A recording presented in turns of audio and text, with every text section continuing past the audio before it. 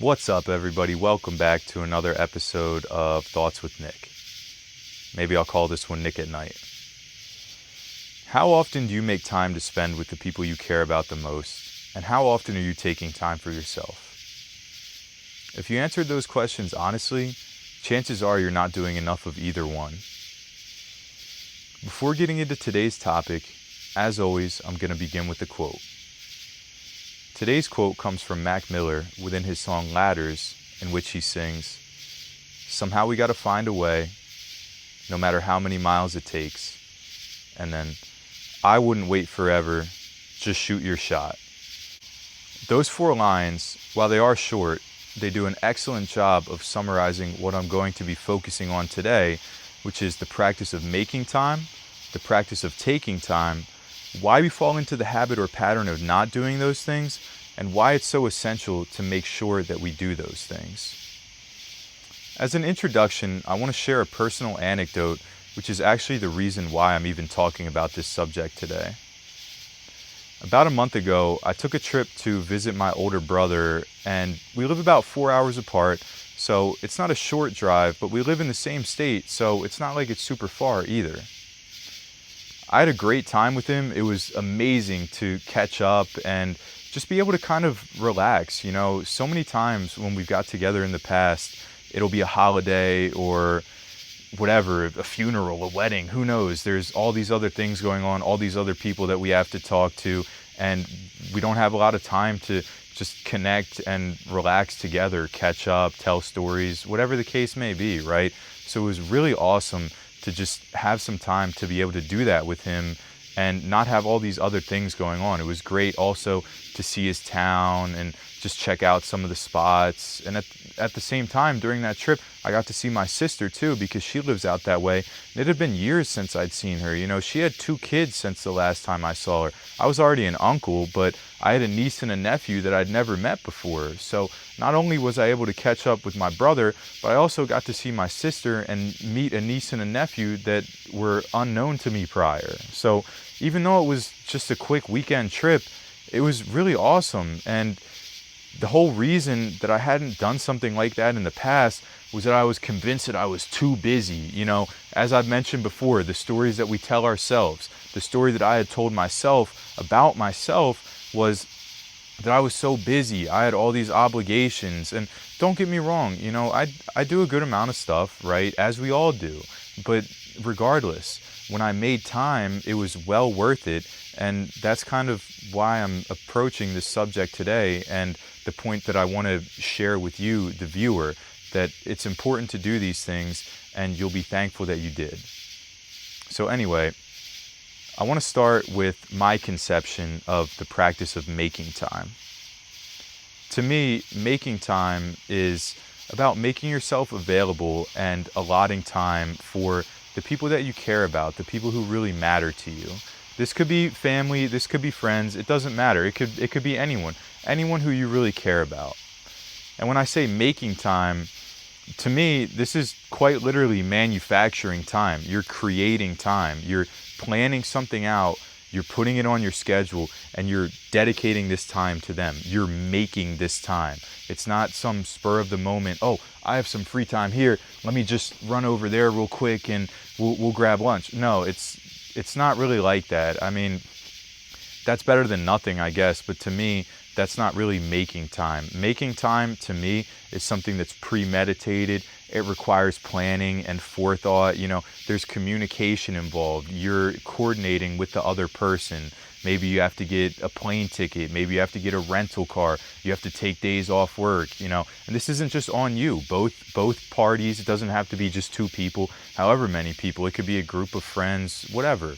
You all take the days off of work. You all coordinate this. You all make sure that it's going to go off without a hitch, and you'll be able to spend that time together and really connect and enjoy each other's presence, right? That's what making time is about. You're manufacturing this time that wouldn't normally exist within your schedule, and you're dedicating it to these people.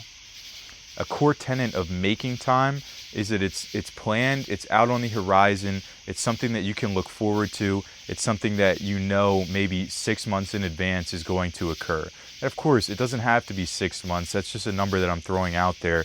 But the key thing here is that it's not some spur of the moment decision. Another example from my life, in about a month forthcoming here, me and two of my friends are taking a road trip across the country. This is something that we've been talking about for a long time, and then finally, the beginning of this year, I would say, well, actually the end of last year, we said, you know what, we're actually going to do it. Fuck it, we're doing this next year. We're doing a road trip. And so the beginning of this year, we set the dates. We made sure that over 6 months in advance, we had the days off work.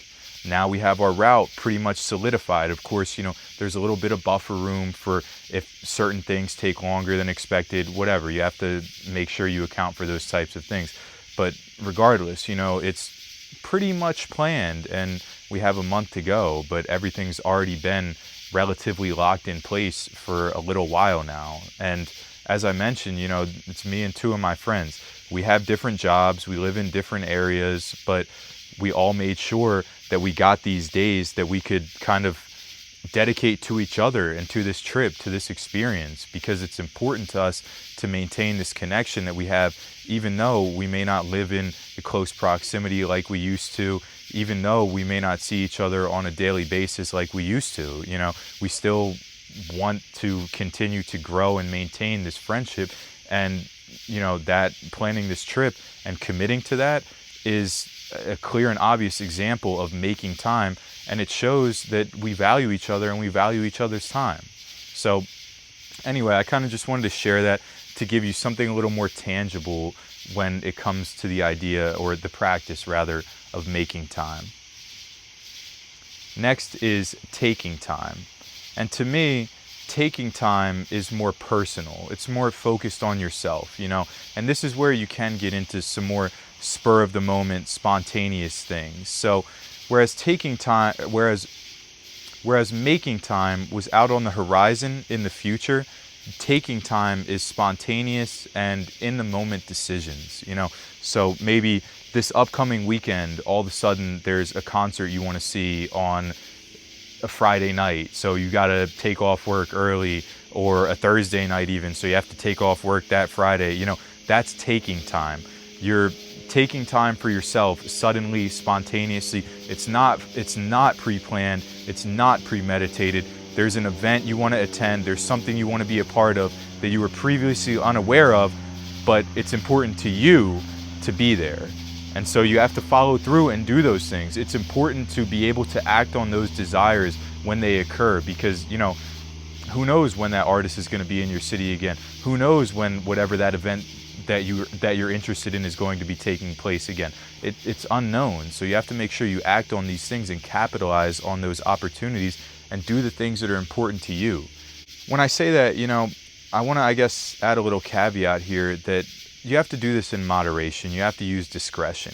You can't be calling out of work all the time because you're going to concerts every single week, right? You're going to get yourself fired. You can't be disappearing 3 nights a week because you're going to get Child Protective Services called on you, you know? Like, you have to kind of use discretion and be smart about these things. And if you do have kids or certain types of jobs, right, you will have to actually maybe plan it out a little more, unfortunately.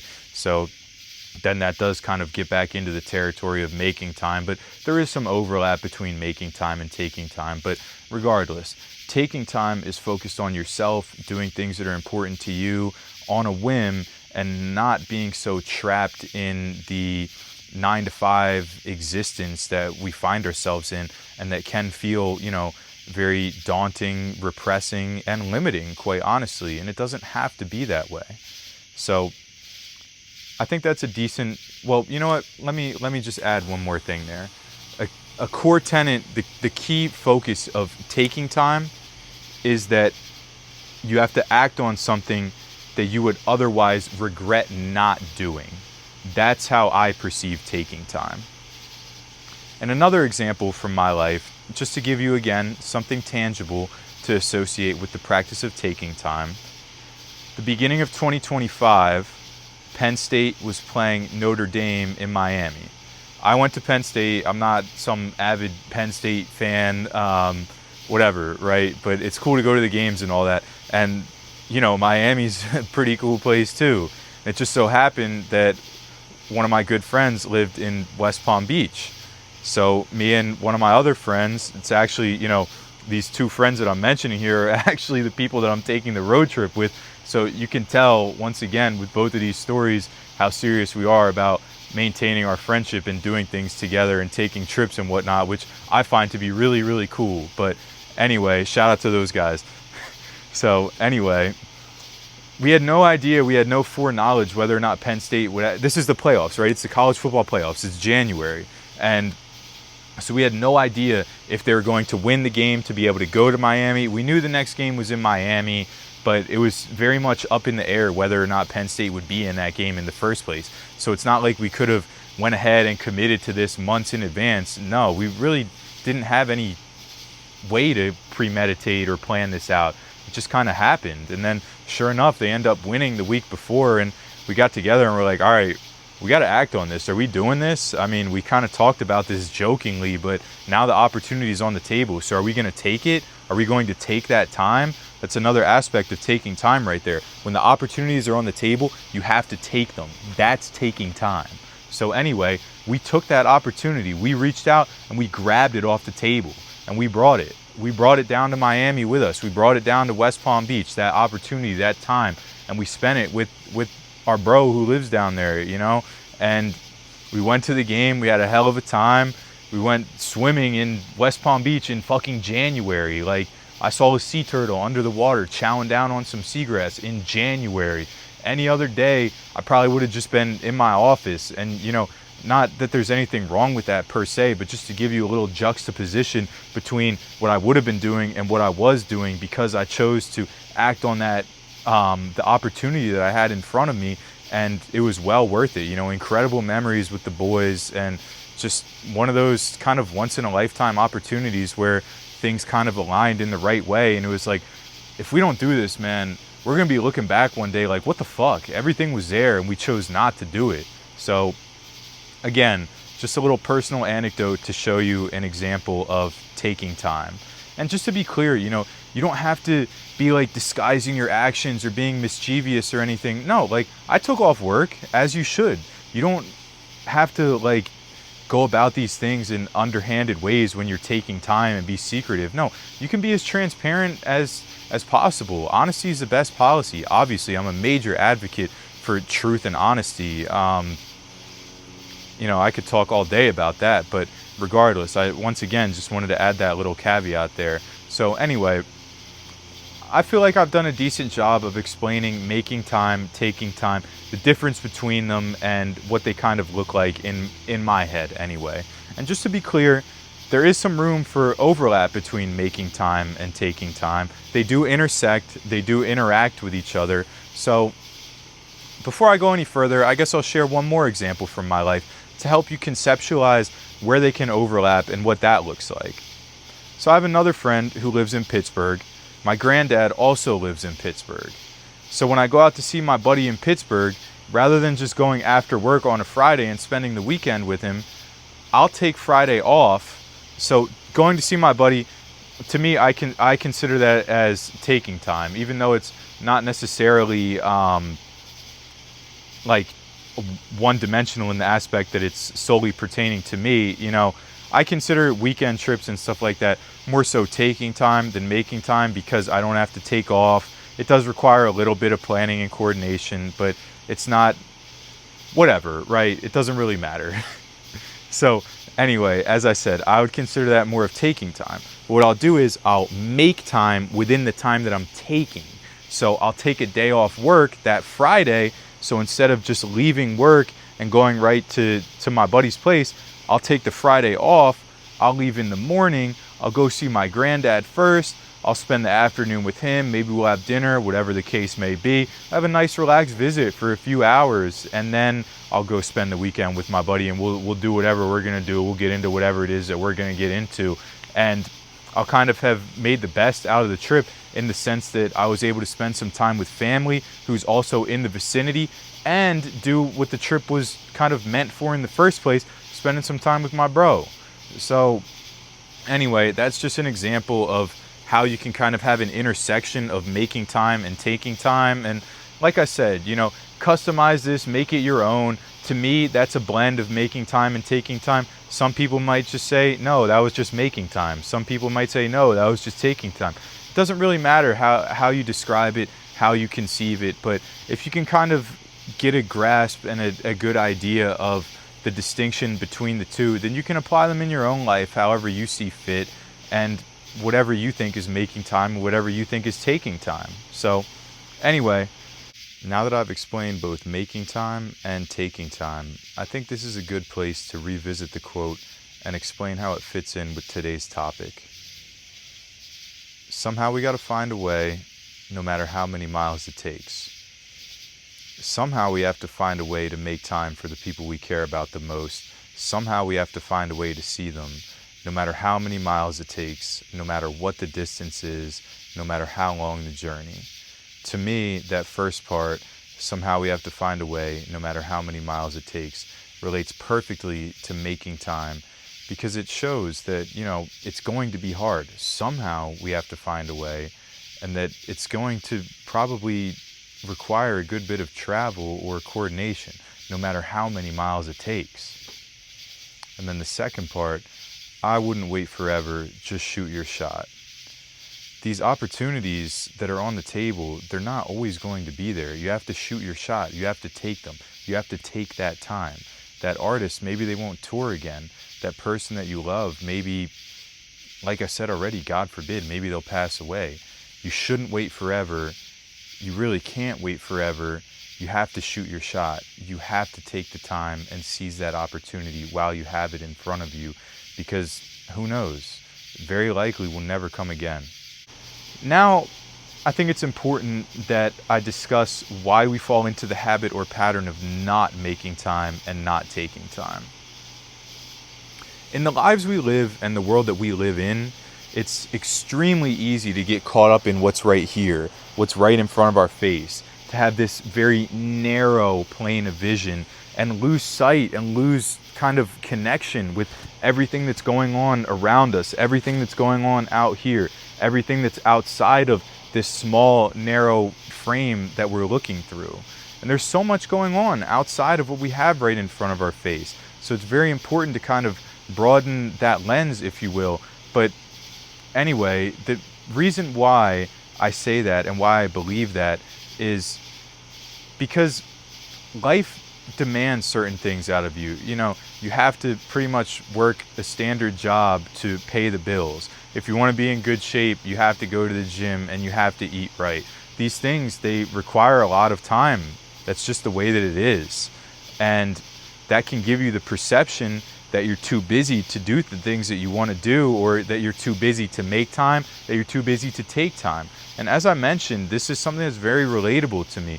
I felt like I had no time to spend doing these other activities that I just described, whether it be seeing my brother, whether it be the road trip, whether it be the trip to Florida, whether it be, anything, right? I used to think that, I have all, work, right? Obviously 9 to 5. And then I have to go to the gym. I have to meal prep. I'm doing this YouTube stuff now. I'm trying to read all these books. Like, I had all this stuff that's like, oh, here it is. It's right in front of my face. And it's so important to me that I do these things and keep progressing down this track that I'm on and this path that I'm on. And if I deviate here, then everything's going to get fucked up down the line. And that's just not based in reality. That's a mental blockage. It's a mental abstraction that, I don't want to kind of go too far off topic here, but I'm not saying don't focus on your goals. It's still important to focus on your goals and make sure that you're striving towards those things. But at the same time, you have to make time and take time, because when you make time and take time, it's not going to magically make it so that you can't achieve your goals anymore. Yeah, it might make them marginally further away because you took 2 days off, right? So then that extends the deadline 2 days. So fucking what, right? But anyway, as I was saying, it's very easy in the world that we live in today to believe that you're too busy to do these things. And I'm here to tell you that that's not the case. I'm here to tell you that there's more to life than what is right in front of your face in this narrow lens, this narrow frame that we so often find ourselves trapped within. And the reason why it's so important to kind of break out of this narrow frame of viewing life is because life will pass you by. You know, you might wake up one day and the person that you wanted to go see is no longer with us. God forbid. You know, that kind of stuff happens. You can't control it. They can't control it. I hate to say it, but shit happens. You know, that's just the way that it is. So that's why you kind of have to capitalize on these opportunities while they're there. Maybe all of a sudden that artist that you wanted to see is never going on tour again, and you were too busy to go see them when they were in your city, right? Now you'll never see them. Bet you don't feel great about that, you know? Bet you don't feel great that the person that you wanted to catch up with, that family member that you wanted to see, is no longer around. You know, bet that feels like shit, doesn't it? I know, I'm not, like, I'm partially speaking from experience here. You know, I've had those situations in the past where I didn't do those things, and then that opportunity will never present itself again. It's not even possible for it to occur again, right? Like, it's off the table for good, and I squandered it. So, you know, apologies if the passion's coming through a little bit, but you don't want to feel that way. I felt that way, and I don't want to feel that way again because it fucking sucks, and you have to live with that. So anyway, that's why it's crucial to kind of act on these things. You're not getting any younger. I'm not getting any younger. The people that you want to see aren't getting any younger. Life isn't just saying, oh, you know what? You were busy right now? Okay, that's okay. I'll wait for you. No, that's not what's happening. That's never going to be what's happening. Everything's going to keep moving, and, you know, so are you. Everything is. That's just the way that it goes. So whether or not you feel like you're too busy or not, you kind of have to take a step back and realize that there's other things, there's more to life than what is right here, and you have to make sure that you're taking that into account when you look at what's on your plate, and you look at the people who matter to you, and you look at the other things that you want to do. Because at the end of the day, you know, as I keep saying, there's more to life, and life is all about experience. You have to experience these things. Life to me is also very much about connecting with others. So that's why that's something that I prioritize, and something that I prioritize throughout this video. Additionally, I think it's really important to make and take time because it shows the other person or people how valuable they are to you. Just as you know how busy you are, they're most likely equally as busy, so they know how valuable your time is because their time is equally as valuable to them. So the fact that you're willing to allot and dedicate time to them, that you're willing to shelve your other obligations temporarily to make time for them, that speaks volumes. You know, it's going to transcend any gaps in the communication that you guys have had, any long spans of time between the last time you saw each other. No, it proves that you still care enough, that the other person is still important enough to you because you were willing to kind of go out of your way for them and make that time. And in that same respect, it can kind of like snap them out of that sense of feeling too busy to do these things. Because oftentimes that's what it takes, is someone else to kind of shake you on the shoulders and wake you up. And then you're like, oh man, wow, I really haven't been connecting with the people I needed to connect with, the people that I really love and care about. So sometimes you can be that catalyst for other people. And that's why I think it's so dumb when people kind of use that phrase of, oh, the phone goes both ways. Because of course I can't dispute that. It does in fact go both ways. But I find that to be somewhat spiteful and cynical towards people that, you know, you're supposed to love and supposed to be your friends, supposed to be your family, whatever, right? You're going to kind of continue to wait for them to get in touch with you when the whole time you actually want to get in touch with them, but you're kind of doing this reverse psychology. No, I don't even know what to call it. It's not reverse psychology, but it is spiteful and cynical. So anyway, and this kind of goes even further when it comes to family and people like grandparents and whatnot, because everyone knows, it's almost like kind of a cliche actually, how much grandparents treasure their time with their grandchildren. So, you know, just try and think of it from that lens of how much the other person is also valuing and enjoying the time that you made available to spend with them. It's really, really valuable for the person on the other end as well. And it shows and can be kind of like a confirmation that you care just as much as they do. The final reason I think it's so important to make and take time And this is kind of a more personally focused example or reason compared to the other things that I've been speaking on, which had more to do with the other people you're interacting with. And this is that it introduces a temporary sense of novelty because it is inherently novel to have these experiences that take you out of your daily normal, the monotony that is your day-to-day life. You're going somewhere new, you're having a new experience that, normally wouldn't be a part of your everyday routine. So as I mentioned, that is inherently novel. And the benefit there is kind of obvious, right? Because it breaks up the norm. It's something you can look forward to. It's something that just shakes things up a little bit. And I think that's always a good thing. But on the reverse side, or on the other side of the coin, however you want to phrase it, right, is it makes you appreciate the normal even more, because everyone knows how good it feels to get back in your own bed after a trip. You appreciate home that much more. It gives what you're returning to a heightened significance that it didn't have previously because it was so ingrained as normal. But when it becomes kind of like a juxtaposition to the novel, then it becomes nice to get back to that stability. And also, you can approach your goals with a new sense of vigor. You can approach that problem with a fresh set of eyes. There's a lot of different things that, just on the personal level, can come from making time and taking time that you maybe didn't even think of when it first occurred to you. There's many benefits that maybe you thought it was actually going to hurt your progress, but it may help because you're able to kind of separate yourself from whatever problem it is that you were dealing with, and then, as I mentioned, approach it in a new way when you return. And I don't know. I think it's pretty obvious the point that I'm trying to get across here, but if there's one thing that I leave you with, make the time, take the time. You'll be grateful that you did. And just as a brief way to remember these, making time is something that's out on the horizon, something you can look forward to, and taking time is something that is more spontaneous and something that you would regret not doing. So, as I said, I'll close up here, I'll wrap this up, but take the time, make the time, see the people, do the things that you want to do, and I promise you'll be happy that you did. You'll be grateful for it. You'll create fond memories. You'll have stories to tell. I could go on and on and on, but I think you get my point. It's well worth it, and it's what life is all about. So get out there and do it.